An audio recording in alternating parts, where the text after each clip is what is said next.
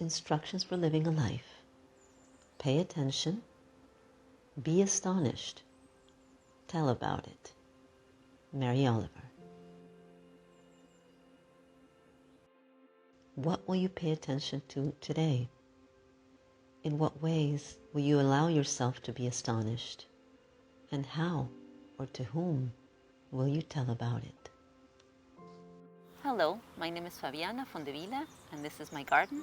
And I wanted to show you a little bit of my garden because it was largely the inspiration for a book that I'd like to talk to you about, which is called Where Wonder Lives, Practices for Cultivating the Sacred in Your Daily Life.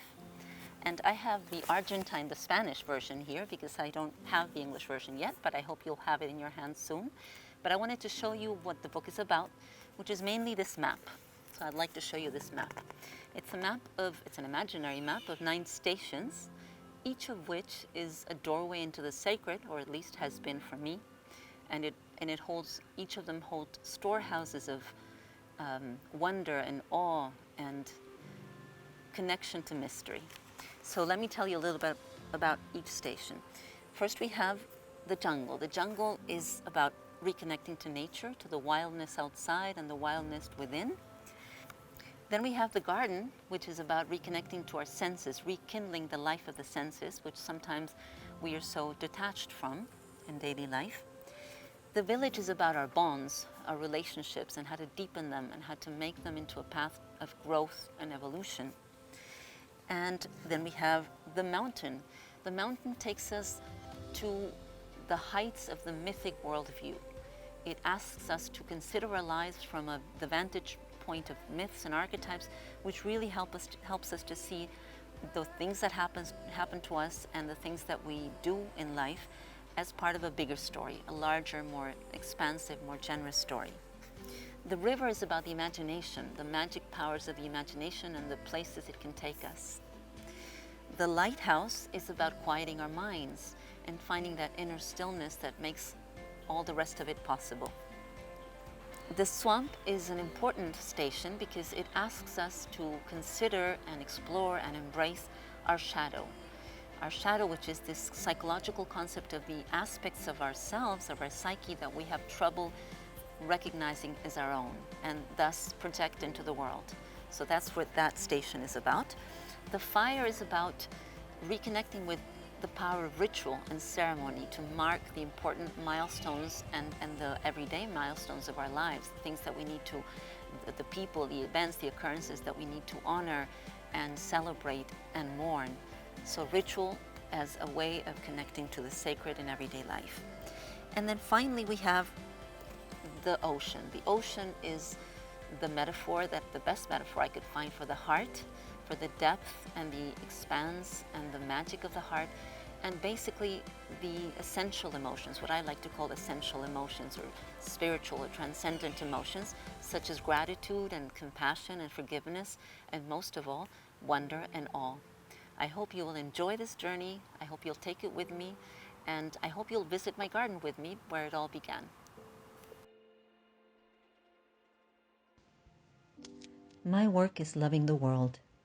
Here the sunflowers, there the hummingbird, equal seekers of sweetness. Here the quickening yeast, there the blue plums, here the clam deep in the speckled sand. Are my boots old? Is my coat torn? Am I no longer young and still half perfect? Let me keep my mind on what matters, which is my work, which is mostly standing still and learning to be astonished. The phoebe, the delphinium, the sheep in the pasture and the pasture, which is mostly rejoicing since all the ingredients are here, which is gratitude to be given a mind and a heart and these body clothes, a mouth with which to give shouts of joy to the moth and the wren, to the sleepy dug-up clam, telling them all over and over how it is that we live forever. Messenger by Mary Oliver.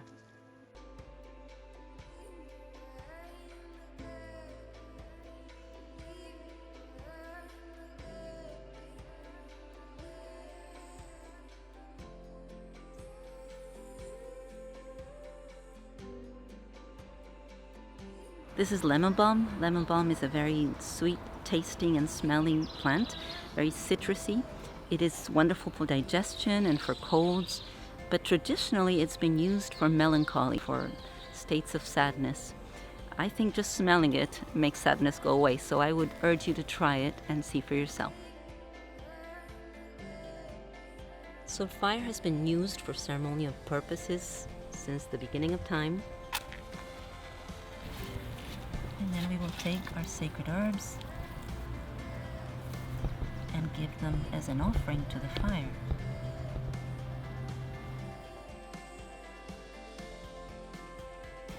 To help us connect to our always open, always awaiting heart.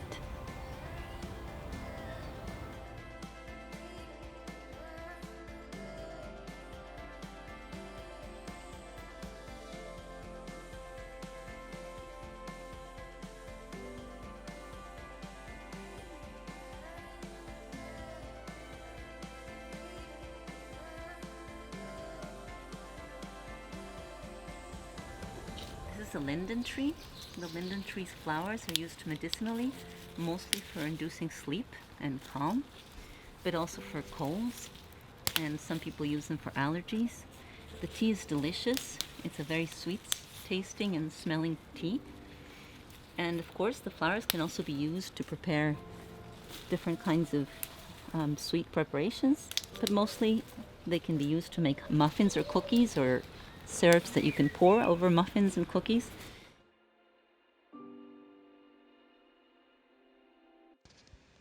In the Secret Teachings of Plants, Stephen Harrod-Booner says, one of our greatest fears is to eat the wildness of the world. We have been taught that the green is poisonous to civilization, but we are not wholly civilized creatures, much as we like to think we are. Something in us yearns for our own inner wildness. We can reconnect to that inner wildness through foraging. Even just picking some dandelion flowers from your yard or some berries from a nearby tree can help you make that connection. And if you do, when you do, there is no going back. The more we taste the wildness, the more we hunger for it.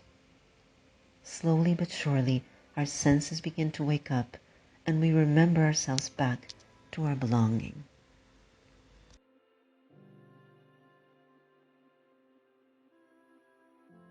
So we're going to pick some of the freshest and best buds of the linden tree, and we're going to use them as a part of our frosting and our decoration of these blueberry muffins, because they're very tasty, they're very fragrant, very beautiful perfume, and they're also medicinal. They're calming, they're anti-inflammatory. I wish you could smell this.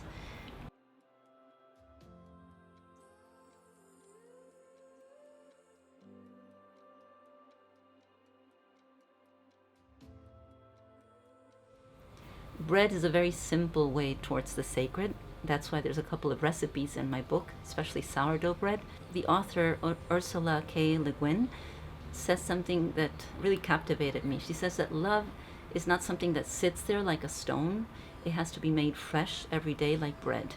That's how I feel about bread. It's a way of reconnecting with this very simple alchemy of making life anew every day. Slathering butter and honey on a piece of bread is an ancient formula for happiness, and I would say crafting a life that is worthwhile, because you can gift this to the people in your life, to your neighbors, to whoever's at home with you, or just have it yourself as a reminder of the beauty and the magic in everyday life.